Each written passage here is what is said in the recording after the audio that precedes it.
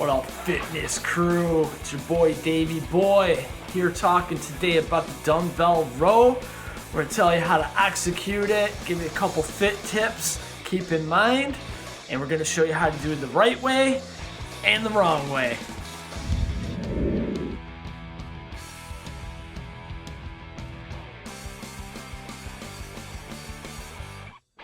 Alright guys, we're gonna talk about the Dumbbell Row here. Oftentimes or not, we are not in the right body position. We do not put ourselves in a position to execute the exercise properly. Our stance is off, we cheat reps, and let's address it right out of the get-go. First thing that I often see is the person's setup.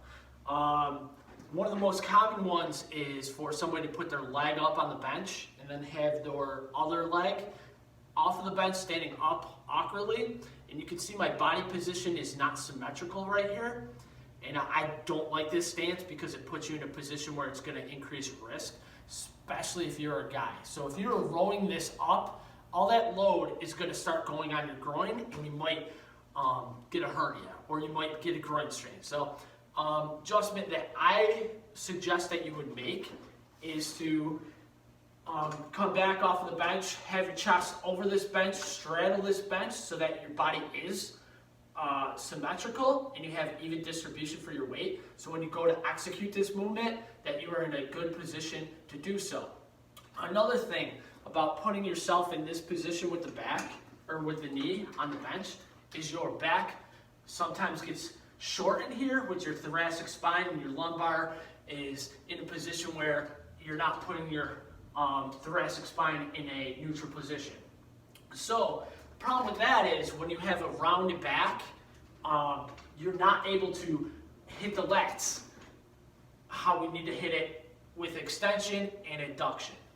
So a correction for that, or an issue with that, is you probably have a weak lower back or the load's too heavy, and a couple corrections that we could do with that is to elongate our body from the bench. So that's why I like to come back here and make sure that I have enough length with my lat, and I'll stand this way so you guys can see. Because if I'm in here, I can't get good extension coming up on the row, right? So I want to get my goal is to get my elbow past this plane, this area right here, right? Past my back. That elbow needs to get past my back. So if my back is rounded here, I can't get my lat to perform or execute the exercise properly. And I'm gonna put myself at risk and I'm gonna get hurt. So what I need to do is make sure that I take a step back, I find my balance, and I make sure that my back is nice and flat. So when I go to execute this exercise, I can get into an extension and adduction. So what this exercise looks like, and let me flip this way for you guys so you guys can see. When I am in this position, I'm able to lower my lat this way and get in a position for extension. So when I come up for extension, as soon as I get to this point where my elbow is breaking that plane where my back is right here, then I'm gonna bring my back into an adduction, and I'm gonna squeeze that midline, and it looks like this. So when I'm coming here, I'm nice and tight, and then I'm bringing it to the midline. I'm nice and tight, and I'm squeezing towards the midline.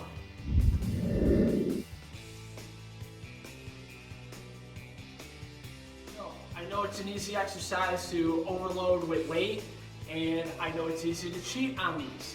So what we don't want to do is we don't want to be that guy that's standing upright and doing one of these right here, because what is this movement right here?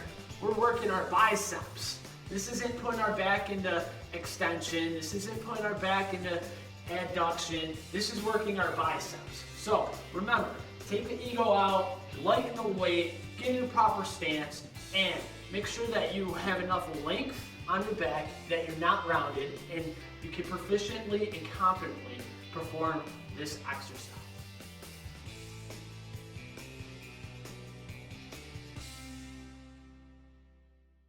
So with the dumbbell row, if our goal is to get into extension of the back and adduction, what about the barbell row?